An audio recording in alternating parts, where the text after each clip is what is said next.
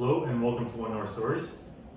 Today we have another special episode where we're talking to an A-Star alumnus to figure out what A-Star means to them and how it's shaped their professional life today. And today we have Xinhong. Welcome.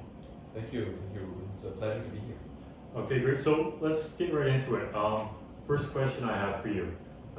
We're here at A-Star, sitting in this beautiful view.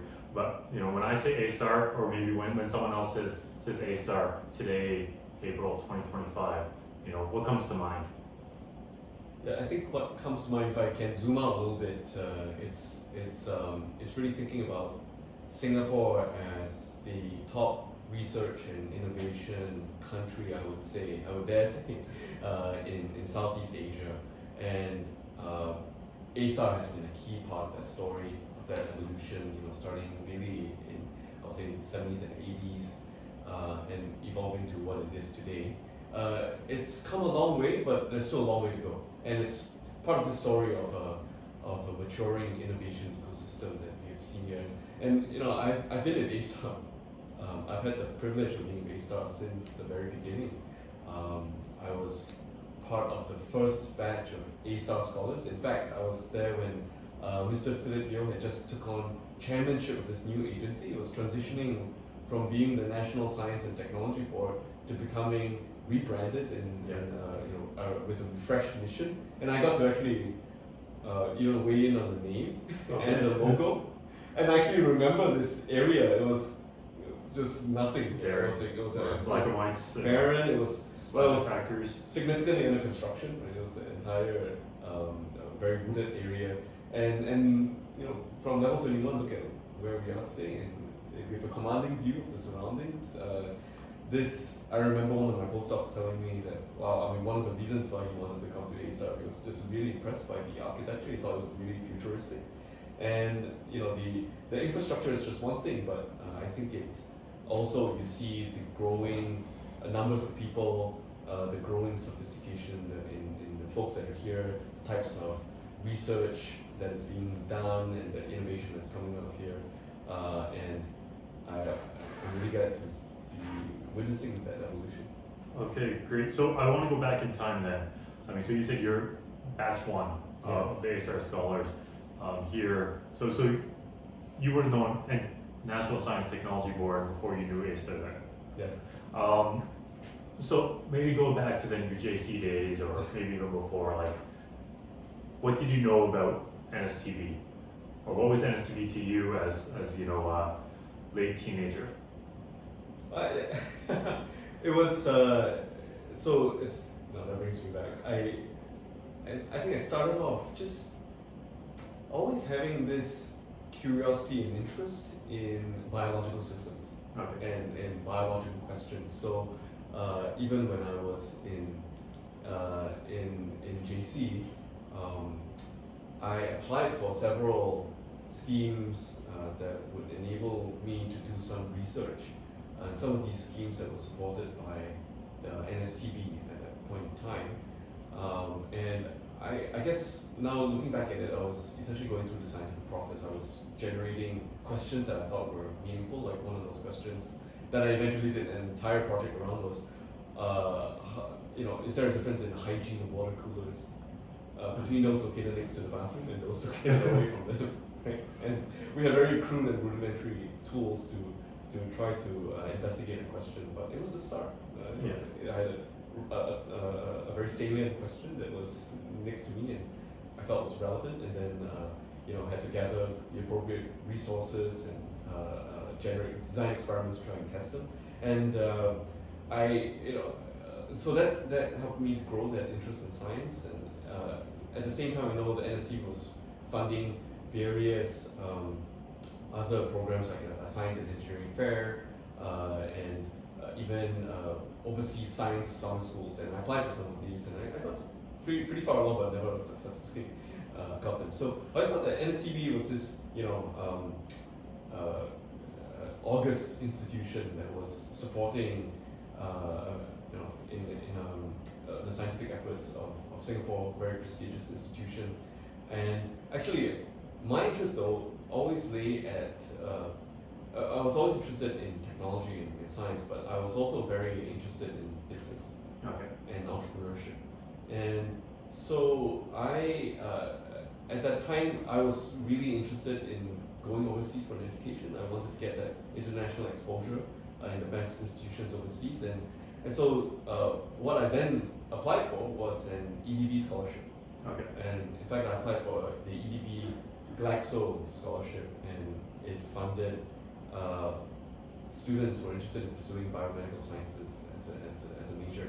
And so I got that, and it just so happened that at that time, A-STAR was getting started, and NSU was transitioning to A-STAR. And so what Chairman Philip Yeo did was to then say that basically he took all of the biological sciences scholars from EDB and moved them lock, stock, and barrel into the new A-STAR, and that was my entry into A-STAR. Okay.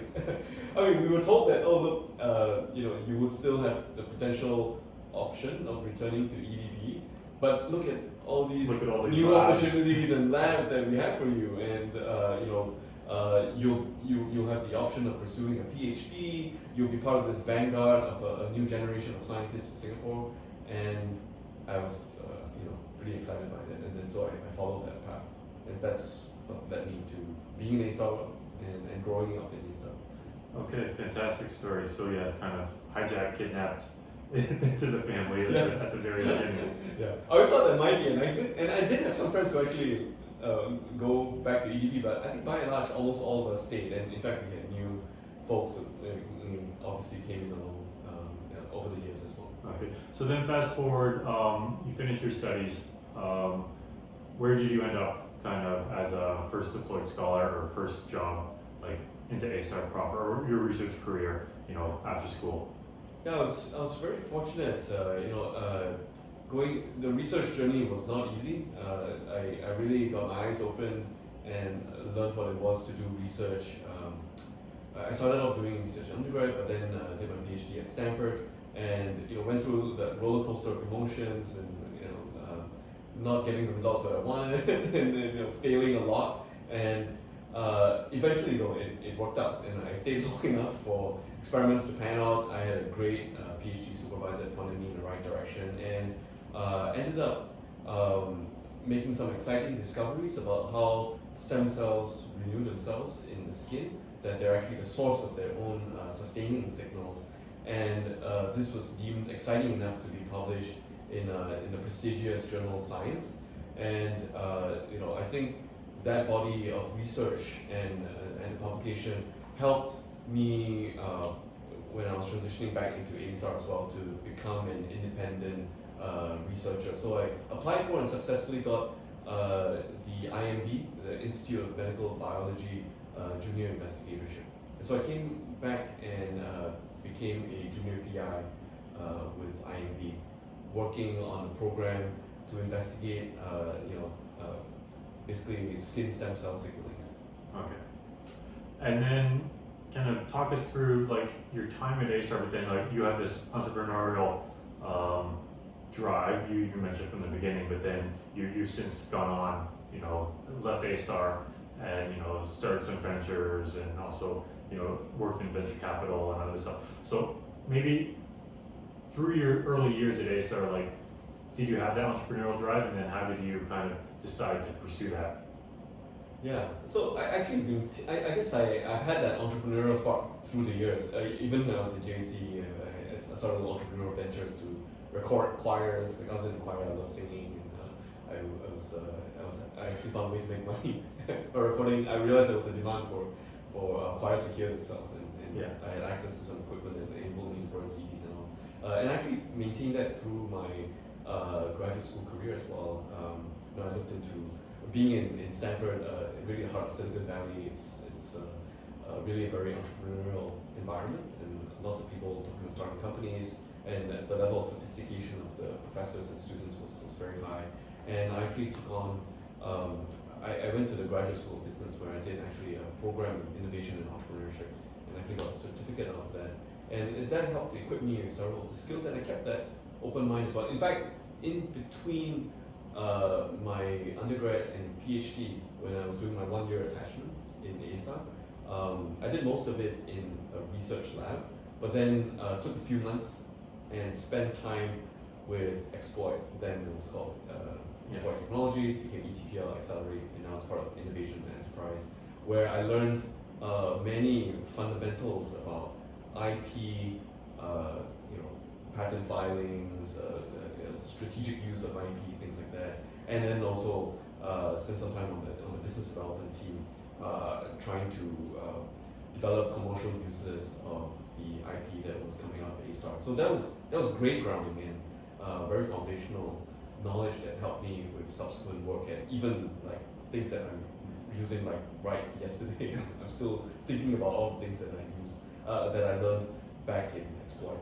And fast forward to when I started out with A-Star with IMB. Already at that point, I think there was an increasing interest in translating research, right? That research shouldn't just stay in the lab, but should be brought into industry, brought into the clinic, and that was very much in line with my interest as well. And so I was always looking for opportunities to work more closely with industry, ways to generate IP and then spin it out in companies. And so I found a like-minded partner. His name is Professor Maurice van Steensel. He's a very senior genetic dermatologist and really hit it off. He's a very rigorous scientist. So we had a lot of common but complementary interests in science, but we were also very interested in working at the intersection of science and business and industry. So we actually got a big grant by a major FMCG company, a fast-moving consumer goods company, one of the biggest in the world, and they funded us to develop a new acne and sebaceous gland program. And so we then developed new models that we were able to use to basically identify novel actives that could then go into skincare products that could then be either commercialized by the company or by us. So it would become an IP generating engine. At around the same time, though, I, again, this from serendipity, got to know someone who was the chairman of Vickers Venture Partners, and this is at the wedding of a common friend. It turned out we had a common interest in an area of biology that happened to be my expertise, and maybe I was one of the few people in Singapore who had that expertise, and he was very intrigued. They were starting to pivot from a strategy of investing in Asia consumer technology to focusing on deep tech and life sciences, and this is one of the pioneering investments that they were about to make. They asked me to come on board and do due diligence on a company that they're really interested in, and I was happy to do so because I had that sort of entrepreneurial bent and interest already. So I came in, I did that, they liked what I did, asked me to do more of it, and I ended up consulting for them even during my time at A-Star as well. And so it expanded beyond just technical consulting. I started to sit in on investment committee meetings, and it was even involved in many of these commercial discussions as well. Okay.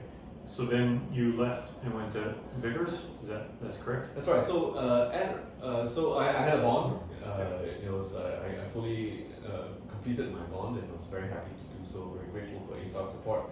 But at the time when my bond ended, Vickers learned about my bond ending. I had already been consulting for them for several years, so I was a known person to them, and they asked if I would come on full time, join them. I joined the investment team, and actually they were looking to expand at that point and really double down on this deep tech life science investment strategy. So they were trying to expand the team with more people who had that, and they asked me if I would move back to the San Francisco Bay Area to start the Vickers office there. So that's what I did. My wife and I approved it to family, and I felt like a real offer I couldn't refuse, and I went ahead and did that.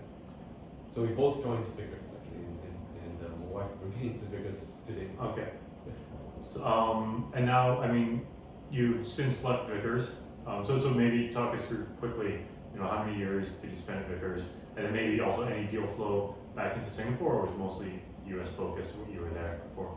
Yeah, in total I was at Vickers for 8 years, and I spent 5 years in the Bay Area, and I rose to become a partner, a member of the investment committee, and it was really interesting because I think it satisfied that omnivorous side of me, the intellectual omnivore in me. I was able to, I basically was involved in all of the life sciences deals that Vickers did. I was able to lead investments in many parts of the entire spectrum, all the way from drug discovery, different modalities, therapeutics, small molecules, vaccines, even devices, and was able to see companies go all the way from really lab scale to IPO and the filing of NDAs post phase 3. So it was really an eye-opening experience. I even got seconded to a company as a chief strategy officer, and so got some operating experience there as well.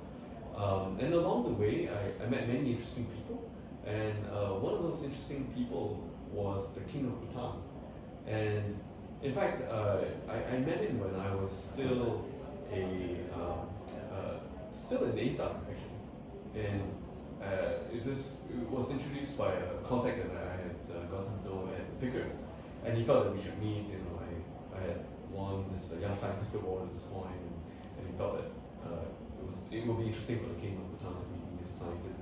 And so I met him, and I remember one of the first things I mentioned at the point of some of the work that I was doing in A-Star, the exciting things that we were doing here, and all the innovation that he got really excited about. And I also told him about some of the things I was doing with deep tech life science investing at Vickers. And one of the companies I was leading an investment into at the time was a vaccine company. And I told him that I was keen to do that because I felt that the world was ripe for a pandemic. It was likely going to be respiratory in nature, and our vaccine technologies was simply not going to be able to scale fast enough, and I felt like I found a company that was able to do that. And it turned out to be quite prescient. This is a couple of years before the pandemic. And so when the pandemic happened, His Majesty called me and said, could we have more conversations about this? Why don't you speak to folks in our government and maybe you could provide some advice and things like that. So we ended up doing several things over the years. We stayed in touch. Bhutan decided to shut down for the pandemic, as many countries did. So that inflicted a lot of pain on the economy of the country. And in early 2023, he told me about his plans to build a new city, essentially a way to disrupt Bhutan and try to bring it to the 21st century, bring this idea of gross national happiness and holistic economic development, or holistic development and sustainable development that the country is most famous for, and bring it to the 21st century and address some of the shortcomings that the older model had. And this roadmap was really accelerated by the pain that they had experienced during the pandemic. And given that we have been interacting for years, he asked if I had any thoughts about it. I was delighted and really awestruck by the ambition of the plan. Gave him several ideas, introduced him to people. I think they liked the interaction, and fast forward, I visited Bhutan for the first time only in August 2023. At the end of it, he asked me if I would join him full-time as employee number one, get in the trenches, roll the sleeves, and build, translate his noble vision into actual initiatives. And I felt again, here was another something that I was very happy and settled in Vickers. So very interesting companies I'd invested in, but this felt like an adventure I couldn't say no to. And if anything happened, I would, whatever happened, I would learn a lot and meet very interesting people. So I convinced my wife that this was something worth doing, and so very quickly she agreed, and again we made that jump back into Asia so that I could take this position on full time. So you went from Vickers in San Francisco Bay Area to Singapore/Bhutan, or you were kind of in Bhutan full time? I spent more than half my time in Bhutan. Okay. And the rest of the time, the family was based in Singapore, and so that would enable my wife to be able to continue to take on to do her job, and for the kids to go to school in an environment that was more familiar. And in Bhutan, it was a real adventure. I got to work closely with His Majesty. helped to oversee many foundational initiatives, all the way from advising on the legal framework and the constitution to things around like a very foundational economic master planning that influences the urban master plan. Even got involved in some diplomatic efforts. So it was very, very interesting. So just curious, at a very lay level, this sounds like a special economic zone, Yeah. but I mean, every special economic zone is going to have its own twist. Is that fair to say? And then, like, what's the twist? I mean, you kind of mentioned, with the gross national happiness angle, Yes. / special economic zone. Is that how does that work out? Or, Yeah. or what type of trajectory did you kind of plan for them to continue on? Yeah, so I would say it has many similarities to a special economic zone, but it differs in some of the fundamentals of the, let's say, the vision and the values. From first principles, this is really, yes, economic growth is important, but it has to be balanced with mindful and sustainable development. So, and this is going to be embedded in even the types of industries that we want to grow in this mindfulness city, the types of businesses that we will allow to operate in the city and benefit from all the policies that we would enact, and all the way down to how the roads are laid out and what sort of building materials we're going to use, and beyond that as well, there are differences in the scale and the mandate of this special administrative region. So it goes beyond the typical special economic zone in that this is much bigger. Right? Okay. This is it's an area that now spans 2,500 square kilometers. That's 3.5 times the size of Singapore. Yeah. And as a special administrative region, it has executive, judiciary, and legislative independence, meaning that it essentially has its own governing authority. It has its own ability to set its laws, even its ability to even the ability to issue a novel currency, which it has done as well. So in many of these respects, it qualitatively and quantitatively differs from SEZ. Okay. And I mean, this is, we're 2 years on now, 2025. So still, I mean, a lot of work to be done. Kind of what's kind of the status now, and let's say near future and then far future. Yeah. So as you can imagine, this is a very large and I would say multi-decade, even potentially multi-generational endeavor. There is a huge long-term planning aspect to this, but at the same time, we're hungry for results. But at this point, though, it's about laying the foundation, right? So, several of the key laws have now been instituted, and so this then provides the foundation for the development of the city. We have a conceptual economic master plan that outlines several of the economic pillars that we want to pursue. The land area has been defined as well, and there are very specific policies that are being generated and refined now around acquisitions, things that are very, very foundational. So a lot of I would say preparatory work that is occurring both at the strategic and policy level as well. And in the immediate time frame, in the next 5 to 7 years, there's a focus on really building critical infrastructure that will improve the connectivity of the place, and this spans both physical connectivity as well as digital connectivity, and also, of course, foundational things like ensuring that there's sufficient water, sufficient electricity, and at the same time balancing that with the businesses that we're trying to attract, as pioneer businesses in the city, and creating the right incentives that enable them to come, and fundraising to enable all of this to be built and to pay the people who are building that. Yeah. Okay, fantastic. I want to go back, like you've had you're still mid-career, but a fantastic journey. Maybe if you could, think of something to encourage, maybe current ASTAR staff, future ASTAR staff, as they, contemplate their careers in ASTAR and beyond. Very briefly, what would you share with them? Yeah, I think I would say that in general, I would always optimize for the most interesting thing to do, right? And not have too much anxiety about what that could be. It's hard to predict what opportunities may arise, even a year from now. But really, then it's keeping an open mind to what the universe could offer. And so that is being, I guess, flexible and adaptable to the changes in the world. At the same time, I would also, look inward and ask, like, what is something that is most interesting to oneself, to yourself, and work on really harnessing and finessing that, and developing useful skills that would add value to any particular problem.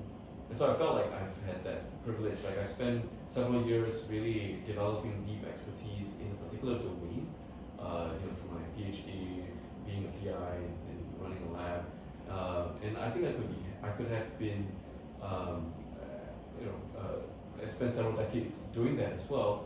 But at the same time, I always had that breadth of interest as well, and I just kept an open mind to do that. So if you're interested in having a sort of varied life that I've had a privilege to experience thus far, then I think that would be a good approach. And of course, I recognize that it may not be for everyone. Some people love going deep into a particular domain and spending many decades of their life doing that, and I greatly, deeply appreciate that, and that should be what they would do then. Yeah. Well, that builds the foundations for the next generation Exactly. to go even deeper. And so I would say, develop deep expertise, but be flexible about how you could deploy it. Yeah. Right. And then also maybe think about what are generalizable skills that emerge from this deep expertise as well. So you're anchored always with that sort of deep expertise, but don't let that limit you, right? And there's always that pressure to be limited. That people want to see you, oh, you're only a scientist, or you're only a skin biologist. And I personally try to resist that and try to get a broader range of experiences that I think enrich my worldview. I like that flexible deployment. Maybe going beyond work, beyond your career or adjacent. Can you share a little bit what influences you? Any specific people, books, experiences that you can share? Yeah, definitely. I think all of the above. I've again had the privilege of being influenced by many key people in my life. Of course, my parents. My mom in particular is very entrepreneurial. She never takes no for an answer, to the point that really annoys me sometimes. But if I was objective about it, I really appreciate that she has that sort of tenacity. That she always say, like, never assume that you know, you just ask, right? And I think that's something that served me well in my scientific career and also in my entrepreneurial pursuits. And my dad as well, like a sort of stoic calm with managing many of his business endeavors. And along the way, throughout my career as well, I think I benefited from many very wise mentors. My PhD supervisor role really, I think, helped me understand what it means to be a scientist, to think, do, write, speak as a scientist. And that sort of ways of thinking has really influenced my understanding of science and also many other areas of my life as well. My boss at Vickers, Dr. Xinhong Lim as well, I really owe him debt of gratitude for giving me the opportunity to go beyond science and get into the investment world and get a lot of in-depth understanding of commerce and finance, and also basically taught me what it means to be a venture capitalist and to think like a risk manager, and how to manage risk and how to identify various pockets of risk, and that has again been extrapolated to many areas of my life. And beyond that, I read a lot of books, I listen to a lot of podcasts in science, in entrepreneurship, in investing. I go for a podcast that help me, I think, better define how I invest my most important resources, my time Yeah. and my money. And some good ones that I would recommend are podcasts like the Acquired podcast, Yes.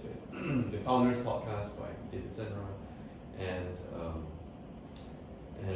in terms of books, actually one book that I think every A-star scientist should read is The Idea Factory, which is really a history of Bell Labs. I found it inspiring on many different levels. I feel like it should be required reading for Mandatory policy reading. makers as well. And there's some books that I recommend to even my portfolio companies and all. More recently, McKinsey Institute generated a book interview. They interviewed like hundreds of the top CEOs and gleaned many of the best lessons from it. So, sort of the CEO mindset, what it takes to be a successful CEO, I think contains many lessons that are very useful, both for those operating in the industry, but certainly also for anyone who wants to is in a position of leadership, and be it a principal investigator in the lab or the head of a large organization. Okay, fantastic, thanks. Anything you want to plug specifically about yourself, future endeavors, Bhutan, before we wrap up? No, so I've had a great run in Bhutan, and I'm currently in transition from Bhutan. My engagement with them is concluding, so I'm actively exploring new opportunities in deep tech life science ventures, and I'm excited by many different domains, I look forward to